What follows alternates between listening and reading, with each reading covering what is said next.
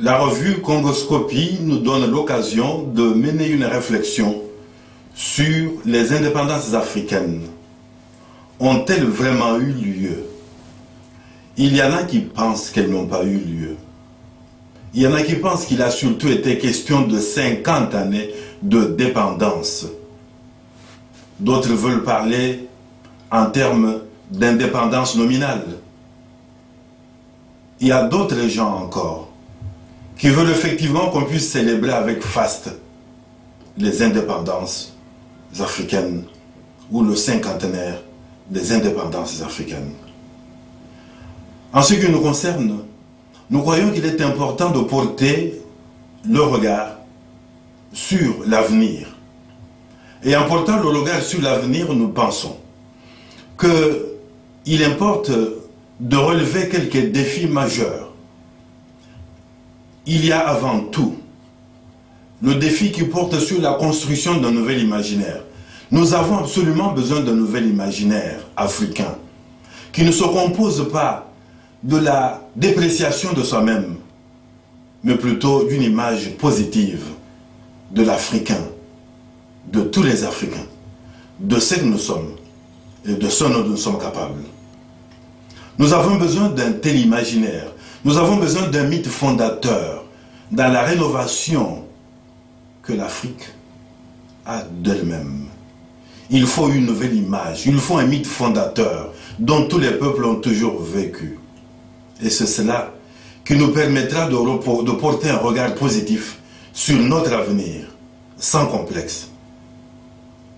Et en parlant de complexe, nous voudrions insister sur le fait que la construction de nouvel imaginaire passe absolument par la remise en cause de l'affirmation dogmatique de la supériorité de la race blanche.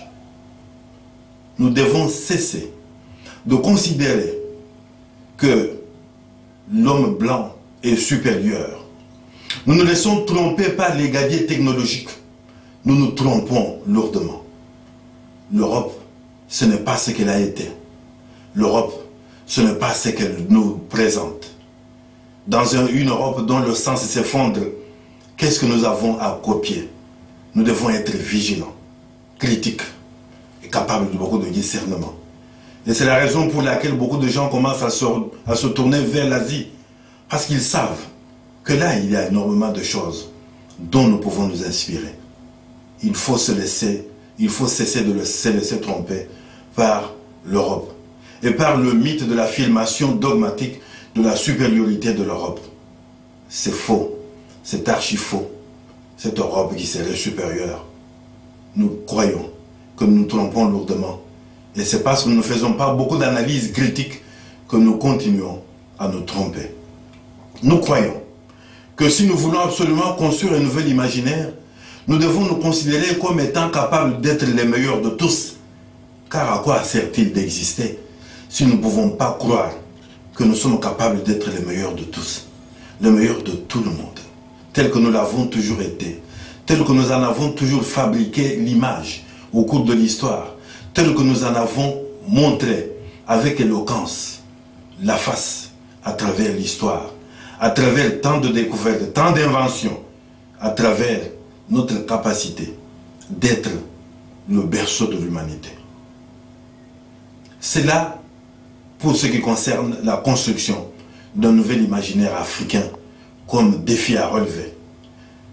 À part cela, nous croyons effectivement qu'un autre défi qu'il faudrait relever, c'est celui de prendre conscience du fait qu'on ne peut pas vouloir se libérer sur le plan politique si nous sommes en train de négliger l'aspect culturel ou l'aspect religieux.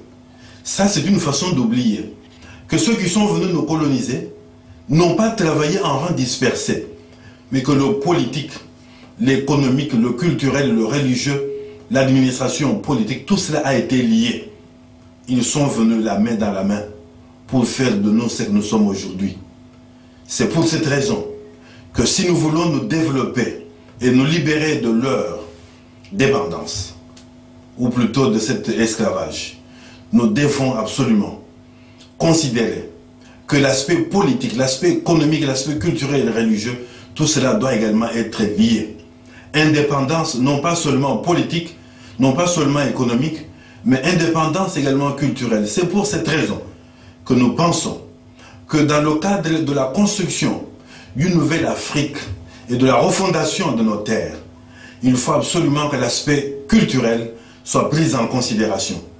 Car sans cette base idéologique, sans cette base culturelle, aucun peuple ne peut aller de l'avant. Et l'Europe a bien compris cela. C'est pour cela que le christianisme a été considéré et est encore considéré aujourd'hui comme étant un élément important dans la construction de l'Europe, en dépit de toutes certaines apparences, en dépit de tant d'apparences qu'on veut nous montrer. Nous voudrions donc insister sur ces aspects et nous croyons que cela peut nous permettre effectivement d'aller de l'avant. Mais il est impossible de relever ces défis sans tenir compte de l'importance de la formation, sans tenir compte du fait que nous devons former des hommes et des femmes capables de dire non à l'esclavage, capables de cesser de faire des courbettes devant le blanc qui leur apparaît comme étant supérieur. Ça doit être un vieux mythe dont nous devons nous débarrasser. Aucun peuple ne peut aller de l'avant sans avoir une estime de soi. Et nous devons avoir une grande estime de nous-mêmes parce que nous sommes capables d'énormément de choses. Et le blanc n'est pas aussi supérieur qu'on le pense. Nous devons donc nous forger une nouvelle image, l'image de ceux qui, dans les écoles et un peu partout, comprennent que la nouvelle formation à donner à nos enfants et à tout le monde, c'est celle qui amène tous les enfants, tous les Africains, à se prendre en charge, à se prendre au sérieux et à croire qu'ils sont capables d'être les meilleurs de tous. Cela est absolument important et c'est absolument nécessaire de fonctionner et de jouer sur un tel clavier en vue de la construction d'une nouvelle Afrique. Une Afrique qui se prend en charge, une Afrique qui se prend en main. Nous voudrions terminer en disant que l'on doit bien nous comprendre. Ce que nous disons à propos de l'aspect culturel qui nous paraît absolument important n'est pas une manière de pouvoir considérer que la revendication culturelle doit être une façon de donner ou d'accorder un feu vert à tous ceux qui veulent exploiter l'Afrique. Il n'en est rien. Nous pensons plutôt à une revendication culturelle qui permettrait aux Africains eux-mêmes de pouvoir résister à tous les marchands de la mort et à tous les tueurs à gages. Une revendication culturelle qui serait comme une base à partir de laquelle on pourrait absolument entretenir une autre façon de considérer les rapports de force. Parce que nous ne voulons pas être dominés par qui que ce soit.